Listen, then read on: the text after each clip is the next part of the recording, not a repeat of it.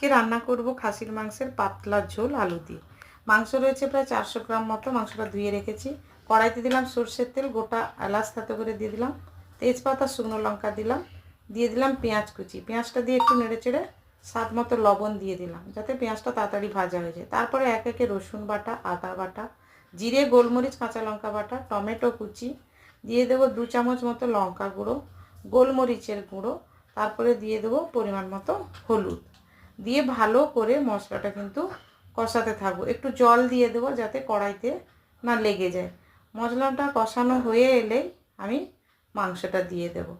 মাংস দিয়ে বেশ কিছুটা সময় কষাতে থাকবো। খাসির মাংস একটু ভালো করে কষাতে হবে। আলুটা আগে থেকে ভেজে রেখেছিলাম, আলুটাও দিয়ে দিলাম। একসঙ্গে আলু মাংস কষানো হয়ে গেছে। এবার আমি প্রেসার কুকারে দিয়ে দেবো।